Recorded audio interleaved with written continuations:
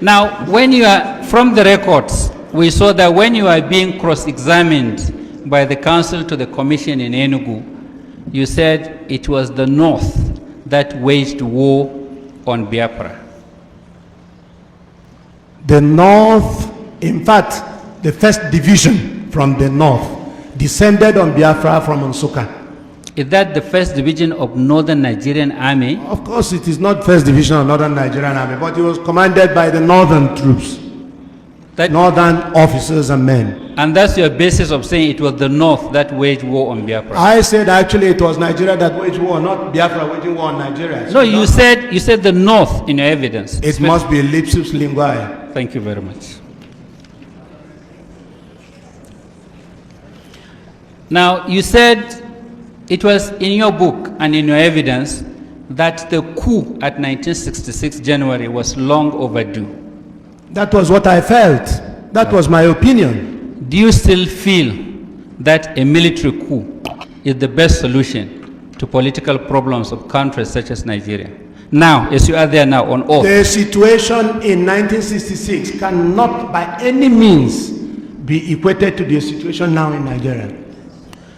Now, do you agree? Now, what I'm saying is, maybe you don't understand my question. I do understand your question. In 1966, how I felt then might not necessarily be how I feel now.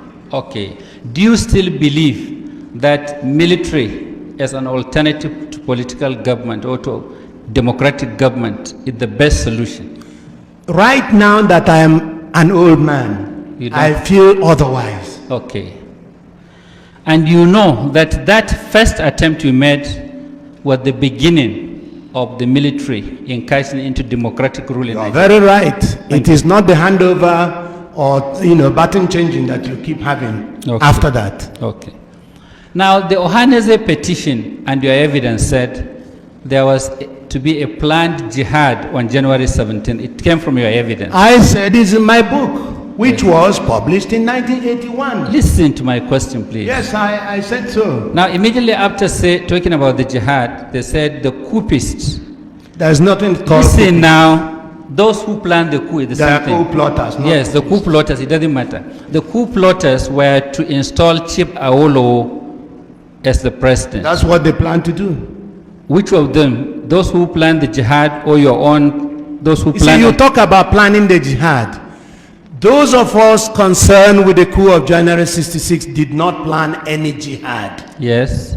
In fact, they carried the coup, they moved fast to preempt jihad. That's what I said. Listen, and it's so well recorded. No, it's no question of well recorded. You see, you planned a coup. Beautiful. The Ohaneze petition alleged that that coup was to prevent a jihad on the 17th. Beautiful. The following sentence in their petition says, those coup plotters wanted to install Chief Awolowo as the president of Nigeria. Something is amiss somewhere. Is it your group that wanted to install Chief Awolowo or the jihadists? That's what I want you to declare to the commission. The book I tendered here is very specific on it. Awolowo was to come and be the head of government. That's your arrangement? Our own, yes. Thank you very much. Yes. Okay. Now, do you believe that Igbos are being marginalized? Of course Igbos are being marginalized. Okay. Let me tell you something. Wait, you have answered my question. Now, one of your witnesses said Igbos are everywhere in this country and doing everything. They are so friendly and they are involved in every trade and business in every nook and corner of this country. Is that how you appreciate? Answer the question. Is that how you appraise marginalization? Answer the question. Every individual, let me tell you what is wrong with this country. Sorry, my lord. Every individual, my lord, I want you to answer my question. on his own. Every individual. So Igbos being everywhere shows that Igbos are the best Nigerians. They are the best Nigerians. They are everywhere. They are true Nigerians. You should have waited for my question. No, but I must preempt even your question. You see, Igbos, if you are talking about marginalization, it isn't in terms of Igbos individually working as individuals. In what context is the marginalization? Exactly. For instance, the question of appointments, the question of things that belong to us in general, In fact, even the question of depriving Igbos of their rights, this is marginalization. Now, you said in the Ohaneze petition that Igbos are only one out of 400 ethnic groups in this country. You agree? Could you please restrict yourself to the statements I made? You are supposed to answer my questions. If you don't know, say you don't know. Uche Chukwumereji has answered that kind of question. I am dealing with January coup, and that Ohaneze has partitioned everything. My compartment is January coup 66. My friend, you are here as the witness of the commission, and it is my right to ask you questions, and you have an obligation to answer them. If you don't know how to answer, say you don't know. The truth is that you said that I falsified history. I want to know where in my statement, it is in your letter. I want to know where in my statement I falsified it is in the record of Ohaneze, and you are their witness. And you agree with me that Ohaneze are complaining of marginalization? Of course. Now, do you agree with what Ohaneze said? I agree that Ohaneze is right in saying that Igbos are marginalized. And they are also right in saying that there are over 400 ethnic groups in Nigeria. There are too many, even more than 400 if you like. And you also agree with what they said, that the Igbos constitute about 16% of the population of this country. I would have said actually 25%. Okay. Now, do you have any statistics to show that the Igbos in appointments do not have up to 25% in the federal service? Do you have any statistics? My if Lord, you don't have, say you don't have. Let me answer it. Don't rush me. How can you have statistics when we don't have true census figures in Nigeria? I'm not talking How can you? You are talking about statistics. Let us have census figures first. Because we don't have census figures, then we don't have statistics. Then you are imagining appointments in federal. A lot of people are dreaming dreams in this country. Some people put the population of this Nigeria at 120 million. Some said 100. Some said 100. When are we going to have our figures? True figures. Please answer my question. We're talking about appointments. You said you are being marginalized in appointments. Do you have any statistics to show that you do not have up to 25%? Ohaneze can supply that, and I believe that Ohaneze has supplied that. They have not supplied it. Well, you go to Ohaneze to supply it. Okay. Let me go on what I know. Now, military regimes, just like the one you wanted to bring in, come on their own. And when they rule as military regimes. Sometimes, not all the time. Not all the time. If you like, I name your military regimes that use civilians to get on with rulership or governance. Just like civilians use you in 66.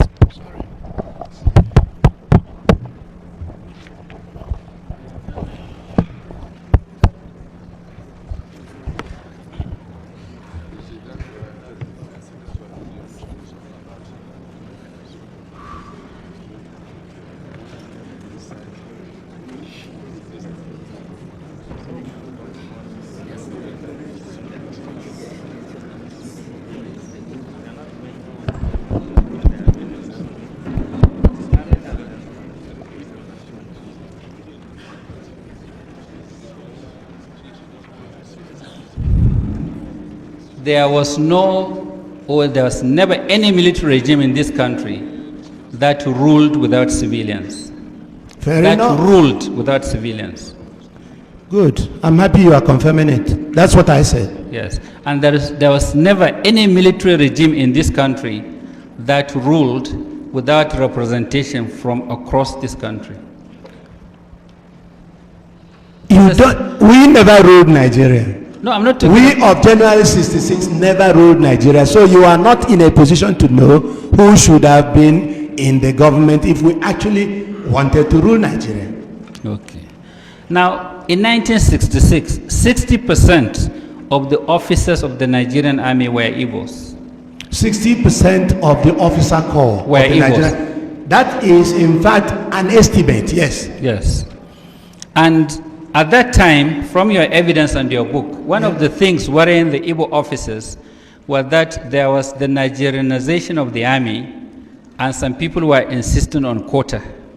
You know, I took advantage of Nigerianization of the army.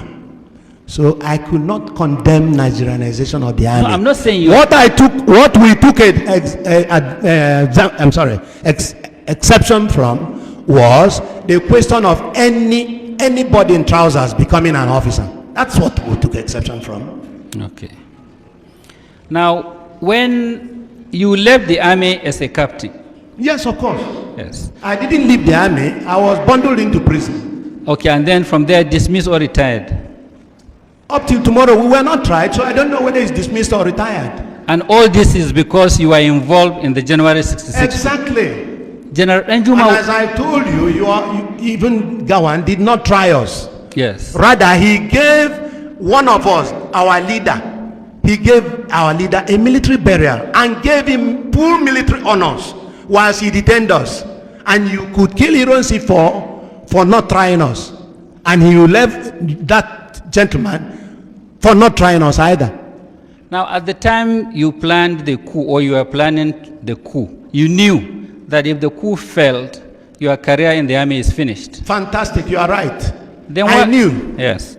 Then why were you complaining that some of your mates were major generals? You see, the trouble is that they didn't plan a coup. They were good Nigerians. That's why they became major generals. A lot of them became major generals because of coups. Successful and in fact, coups. they promoted themselves. You should have known that. Why are you laughing? You should have known that. They promoted themselves. That's why other countries laugh at us. Please go ahead. Yes, I'll go ahead, Mr. Bule. Mr. Bule, now in your book, you tried to state the reasons why you people gathered to organize the coup. You're right. Now, thinking back now, do you still regard those reasons as valid? Very. Listen, for a military takeover instead of a democratic change of government. You understand the question? The reasons were as valid then as they are valid today. The killings in the West and the killings in TV area prompted, in fact, an action from us. And there were other reasons. Now, other reasons, they're all enumerated in the book I had tendered. Now, you use the word, the rank colonel now, because you are promoted in the Biafran army. Beautiful. And I prefer it. And Ojukwu also promoted himself. Fair enough. Fair enough. I don't know. When he comes, you will ask him. Now, from certain publications we read, credited to you, you were not in very good terms with Ojukwu. I am happy you said this. Yes. In other words, I have my own views on every issue. I am happy you said this. Yes. Because I fought the war on the Biafran side. I criticized Ojukwu for taking certain measures. And I'm happy you have my book there, The Fall of Biafra. I have my own views, just as I had my own views in Nigeria when I was an army officer, and my views tallied with some views by other people. Now, do you know that, like I said earlier, in every corner of this country there are Igbos living peacefully with other Nigerians? Living peacefully? Yes, with other Nigerians. Well, there are Igbos, correct, but living peacefully, I don't know. Because they are being murdered at every turn. They are being slaughtered at every turn. Anytime there was any riot, they are slaughtered. And you should have known that too. Are you speaking on facts or on what you read on the pages of newspapers? Well, all I can tell you is that there's even a case here. There are Igbos across northern Nigeria. Probably Akaloka is living happily, isn't he? Probably. Do you know what Akaluka did? You brought the issue. Do you know what Akaluka did? Do you know the facts? Whatever he did. Listen, do you know the facts? Whatever he did, he should have been subjected to the rule of law. Listen, do you know the facts? The rule of law should have applied. Do you know the facts about Akaluka? You said that I listened to the radio and I read the papers. Look, I read the papers. Oh, so all I know is that he is not alive today to even deny what he's been said to have done. Do you know that as a result of Akaluka, 20 Hausa Fulani people were killed? That is what you said. We have not been told this. Have you sent any delegation to Igbo land to explain the Akaloka issue? Have you sent any delegation to Igbo land? You are not supposed to ask me questions. You have to answer my questions. I'm sorry. I'm awfully sorry, my lord. Okay. All I can tell you is that you are begging the question with regard to Akaloka because he's not around. He's dead already.